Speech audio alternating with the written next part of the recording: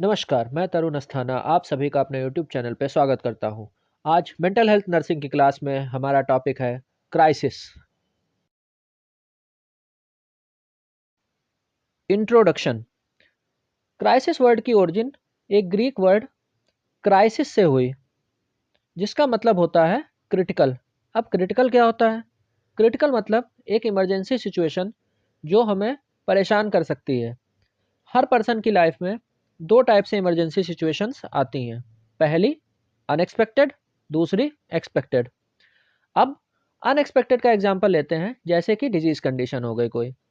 इसमें अगर हमें सही समय पर सही इलाज नहीं मिलता है तो वो एक सीरियस कंडीशन में बदल सकती है। तो यहाँ क्राइसिस क्या हुई? एक अनएक्सपेक्टेड इवेंट या सिचुएशन हुई। अब दूसरा एग्जांपल लेते हैं एक्सपेक्टेड क्राइसिस का। हर पर्सन को कभी ना कभी जॉब के लिए अपना घर, अपना परिवार या अपना कंफर्ट जोन छोड़ना पड़ता है।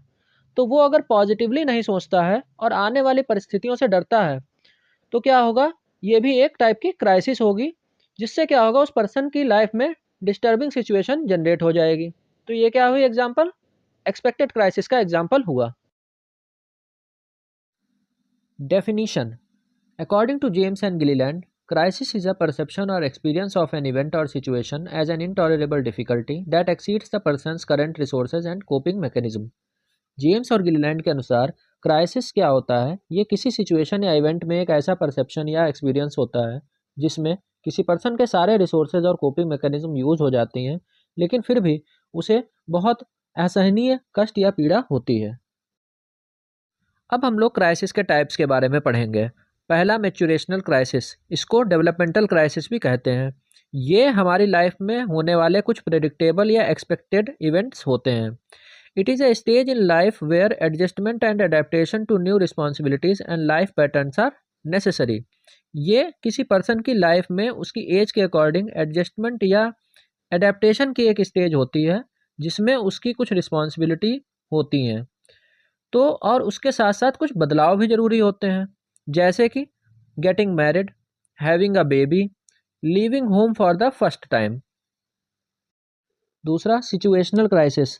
It is a sudden stressful event that creates disequilibrium by threatening one sense of biological, social और साइकोलॉजिकल इंटीग्रिटी। ये एक अचानक अनप्रडिक्टेबल स्ट्रेसफुल इवेंट होता है जिसमें उस पर्सन की बायोलॉजिकल, सोशल और साइकोलॉजिकल यानी कि शारीरिक, सामाजिक और मानसिक हानि की वजह से उसकी लाइफ में डिसइक्विलिब्रियम या डिस्टरबेंस कॉज होता है।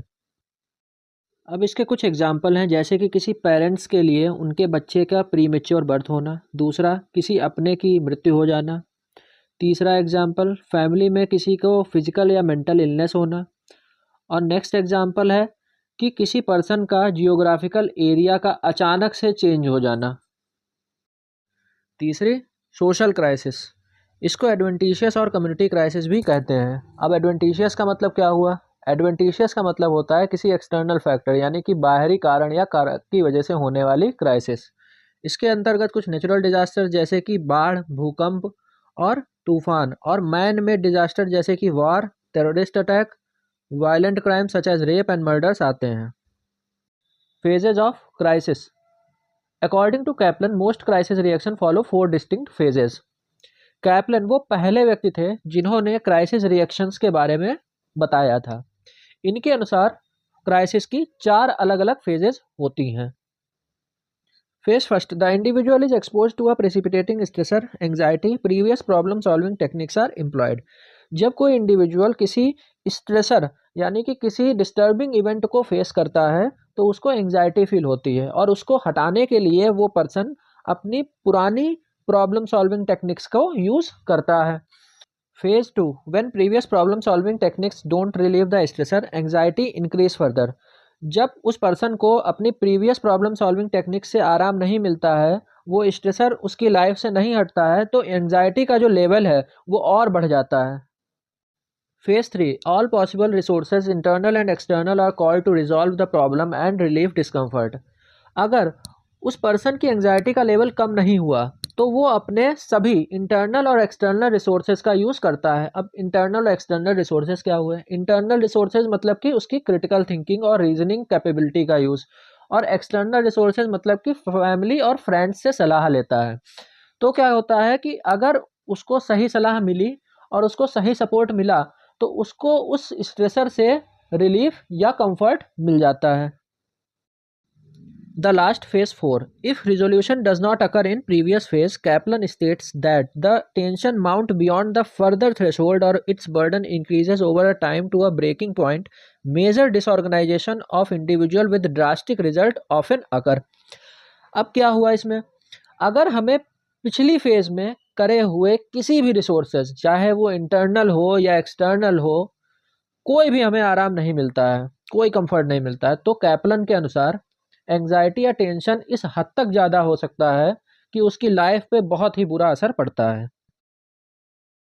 Balancing factors by Aguilera. Aguilera ने 3 बैलेंसिंग फैक्टर्स दिए जो किसी पर्सन को किसी स्ट्रेसफुल सिचुएशन में अफेक्ट करते हैं। चलिए इस प्रोसेस को समझते हैं। जैसे कि कोई एक ह्यूमन ऑर्गेनिज्म है, वो नॉर्मली एक स्टेट ऑफ इक्विलिब्रियम यानी कि सामान्य अवस्था में रहता है। अब जैसे ही वो किसी स्ट्रेसफुल इवेंट को फेस करता है तो वो स्टेट ऑफ डिसइक्विलिब्रियम यानी कि असामान्य अवस्था में चला जाता है। तो उसे दोबारा से उस इक्विलिब्रियम को गेन करने की, दोबारा से उसे रीस्टोर करने की ज़रूरत होती है। तो इन्होंने 3 फैक्टर्स दिए जो उस पर्सन को अफेक्ट करेंगे। पहला, individuals perception of the event. दूसरा, अवेलेबिलिटी ऑफ सिचुएशनल सपोर्ट। और तीसरा, availability of adequate coping mechanism. पहला, individuals perception of the event में वो पर्सन उस इवेंट को क्या फर्मली या स्ट्रॉन्ग विल के साथ में पॉजिटिवली ले रहा है या नहीं, ये देखा जाता है। दूसरा, अवेलेबिलिटी ऑफ सिचुएशनल सपोर्ट में हर पर्सन का एक सपोर्ट सिस्टम होता है जो कि उनके फ्रेंड्स और फैमिली मेम्बर्स होते हैं। अब जब कभी कोई पर्सन किसी डिफ़िकल्ट फेज़ को फेस करता है तो क्या उसके फ्रेंड्स और फैमिली मेम्बर्स उसको मदद कर पा रहे हैं या नहीं, क्या वो उसको अकेला छोड़ दे रहे हैं, तो ये देखा जाता है। तीसरा, availability of adequate coping mechanism. इसमें कोई पर्सन किसी पहले पड़े हुए इवेंट यानी कि जब कभी उसने किसी पुराने फेज़ में प्रॉब्लम को फेस करा होता है तो वो कुछ कोपिंग मैकेनिज्म का यूज़ करता है, तो क्या वो दोबारा से उन कोपिंग मैकेनिज्म को यूज़ कर पा रहा है या नहीं, ये देखा जाता है। तो अगर ये 3 फैक्टर्स उस पर्सन की लाइफ में एडिक्वेटली प्रेजेंट होंगे तो वो अपनी प्रॉब्लम को सॉल्व कर पाएगा और इक्विलिब्रियम को रिगेन कर पाएगा और उसे क्राइसिस का सामना नहीं करना पड़ेगा।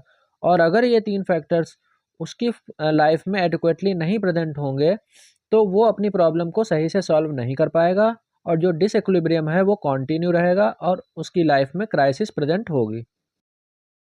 Science and symptoms. इसमें मेनली 2 टाइप के साइंस एंड सिम्टम्स होते हैं। पहला इमोशनल सिम्टम्स, दूसरा फिजिकल सिम्टम्स। अब इमोशनल सिम्टम्स में देखते हैं कौन कौन से सिम्टम्स होते हैं।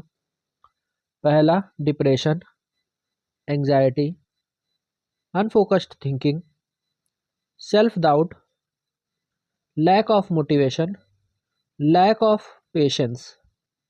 फिजिकल सिम्टम्स जैसे कि headache, loss of appetite, stomach upset, joint pain और फैटीग। अब देखते हैं हेडेक क्यों होता है। हेडेक होने का कारण ये है कि जब हम स्ट्रेस में होते हैं तो कॉर्टिसोल नामक स्ट्रेस हार्मोन बढ़ जाता है, जिसकी वजह से ये क्या करता है, ब्लड वेसल्स को कॉन्स्ट्रिक्ट यानी कि नैरो कर देता है, तो हेडेक होता है। उसके अलावा हेडेक क्यों होता है, स्ट्रेस में हमें अच्छे से नींद नहीं आती तो क्या हो जाता है, स्लीप डेप्रीवेशन हो जाता है, तो उसकी वजह से भी हेडेक होता है। दूसरा, लॉस ऑफ एपेटाइट। जब हमें स्ट्रेस होता है तो हम लोग डिप्रेशन की स्थिति में जा सकते हैं, तो उसमें दोनों चीज़ें देखने को मिलती हैं, लॉस ऑफ एपेटाइट यानी कि एनोरेक्सिया नर्वोसा और एपेटाइट का बढ़ जाना यानी कि इंक्रीज इन एपेटाइट यानी कि bulimia nervosa. Stomach upset. Stomach upset का कारण है स्ट्रेस में डाइजेशन स्लो हो जाता है और गट मोटिलिटी जो होती है वो भी वीक हो जाती है। Joints pain. जॉइंट्स पेन क्यों होता है, क्योंकि हमने पहले ही बताया कि स्ट्रेस में कॉर्टिसोल हार्मोन बढ़ जाता है, तो कॉर्टिसोल हार्मोन बढ़ जाने की वजह से क्या होता है, हमारा बॉडी का इम्यून सिस्टम जो होता है वो वीक हो जाता है और उसकी वजह से जो जॉइंट में पेन भी देखने को मिलता है। फटीग और उसके अलावा कुछ और शारीरिक लक्षण जो हैं वो डिप्रेशन की वजह से ही देखने को मिलते हैं। उम्मीद है आपको क्राइसिस अच्छे से समझ में आया होगा।